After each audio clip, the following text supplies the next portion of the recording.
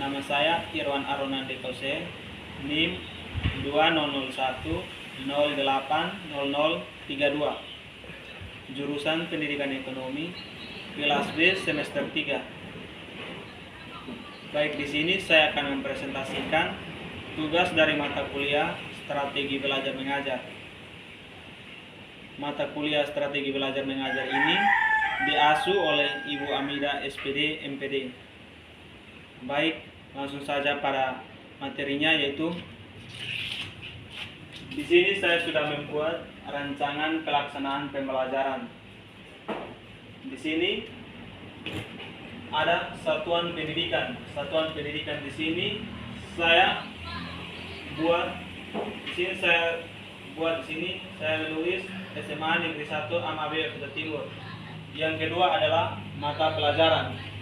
Baik, mata pelajaran di sini mata pelajaran ekonomi sebagai contoh, dan kelas di sini saya buat lagi kelas 8 semester ganjil.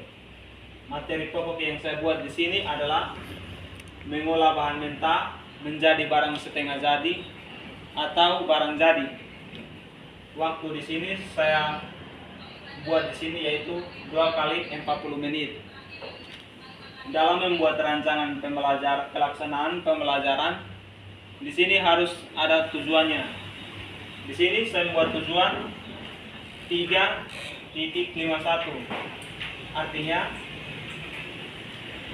3 pengetahuan, dan di sini saya juga tulis 4.51, yaitu 3 pengetahuan dan 4 keterampilan. Yang bagian 3.51 yaitu siswa dapat memahami apa itu bahan mentah, apa itu bahan setengah jadi, dan apa itu barang jadi.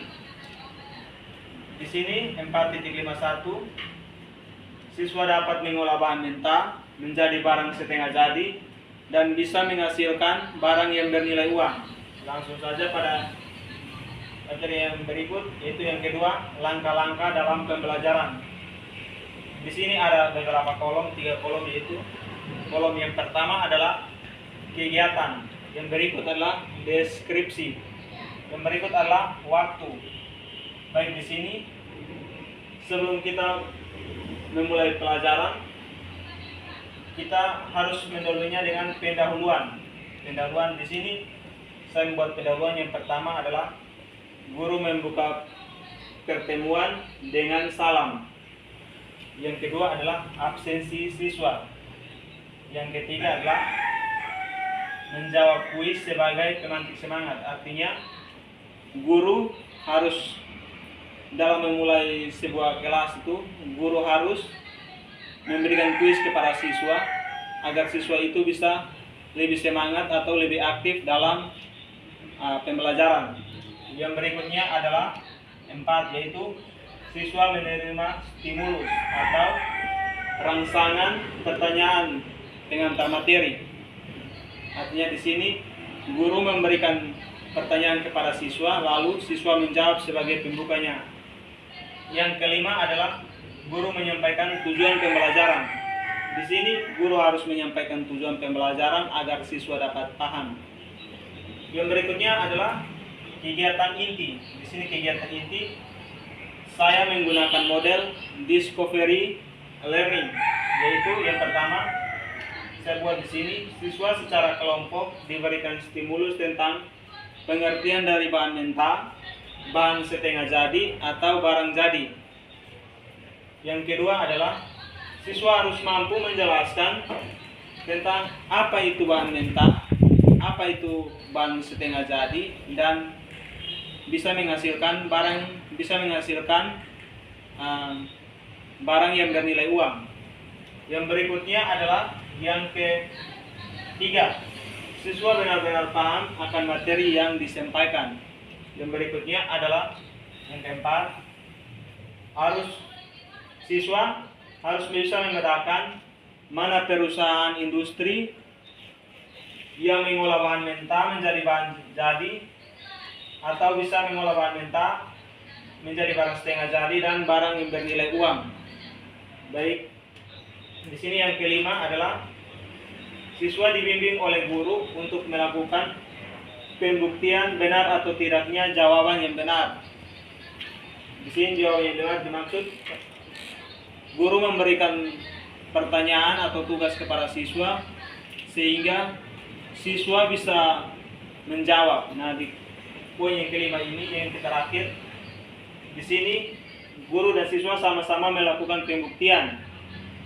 Yang keenam adalah siswa menarik kesimpulan dari sebuah pekerjaan yang mereka kerjakan. Yang kegiatan yang berikutnya adalah penutup. Di sini guru melakukan penilaian pencapaian tujuan pembelajaran berupa tes lisan. Di sini di penutup guru memberikan tes agar guru bisa mengetahui bagaimana kemampuan siswa atau kemampuan siswa dalam pembelajaran tadi.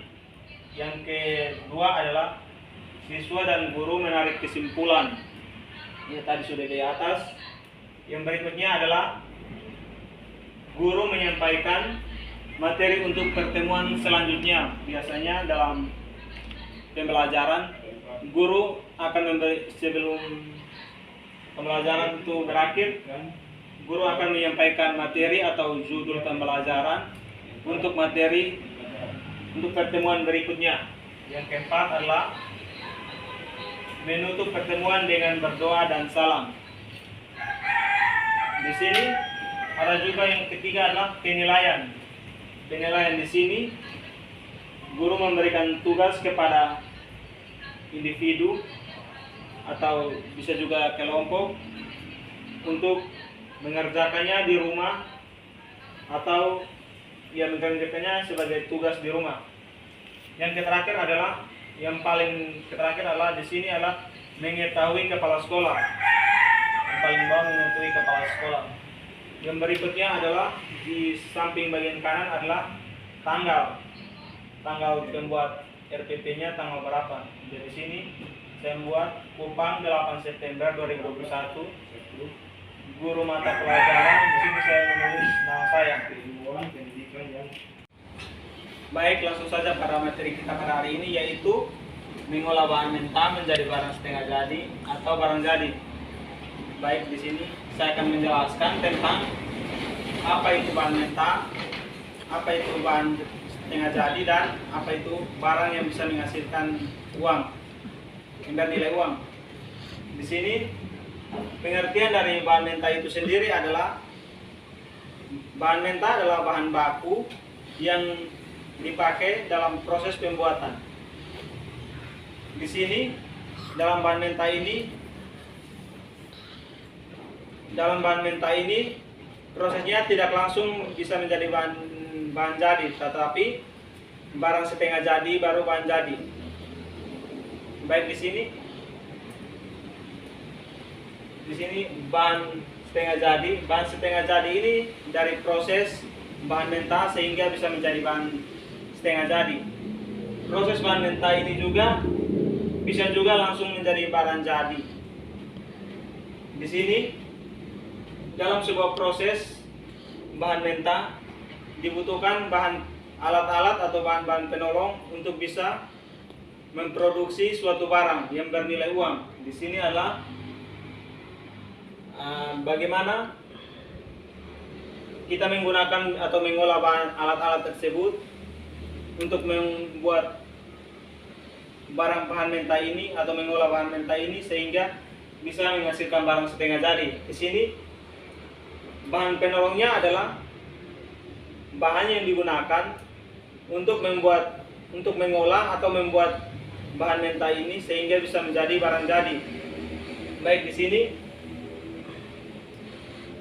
yang berikutnya adalah BOP.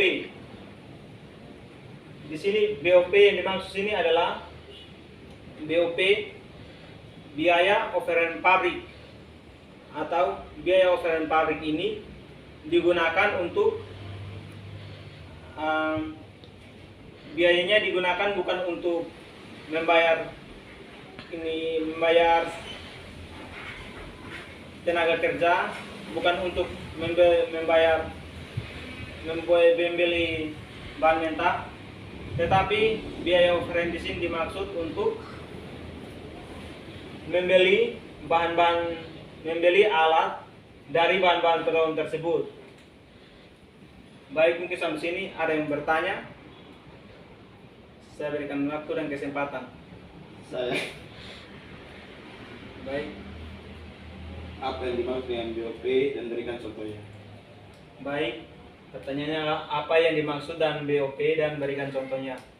Baik, di sini BOP, saya ulangi sekali lagi, adalah BOP adalah biaya overhead pabrik. Jadi biaya overhead pabrik ini bukan biaya yang dikeluarkan untuk membeli bahan mentah atau membuat barang setengah jadi, tetapi biaya overhead pabrik ini digunakan untuk membeli alat-alat dari bahan penolong tersebut. Di sini saya memberikan contoh. Contohnya adalah perusahaan industri berupa mebel. Nah, di sini perusahaan industri berupa mebel adalah, dalam mebel ini perusahaan industrinya bahan mentahnya adalah kayu. Kayu ini didapat dari pohon yang dipotong dengan berbagai ukuran. Nah, yang dipotong dengan berbagai ukuran, di sini bahan penolongnya sudah ada, yaitu ada alat untuk memotong kayu tersebut. Di sini bahan setengah jadinya berupa kayu yang sudah dipotong sesuai dengan kemauan pengusaha. Yang berikutnya adalah di sini bahan penolongnya. Contoh dari bahan penolong biasa yang digunakan di mebel itu seperti gergaji, alat pengukur, somel, dan masih banyak yang digunakan untuk membuat. Jadi barang jadi ini, ketika bahan mentah sudah diolah menjadi barang setengah jadi, bisa menghasilkan barang jadi. Nah, di sini di mebel bisa menghasilkan barang jadi seperti meja, kursi, lemari. Nah, barang-barang seperti ini barang-barang yang bernilai uang atau bernilai tambah. Jadi masih banyak perusahaan industri lainnya yang bisa mengolah bahan mentah menjadi barang setengah jadi atau barang jadi. Baik, sekian dari presentasi saya kali ini. Saya mohon maaf jika ada kata-kata saya yang kurang berkenan, mohon dimaafkan. Sekian, terima kasih.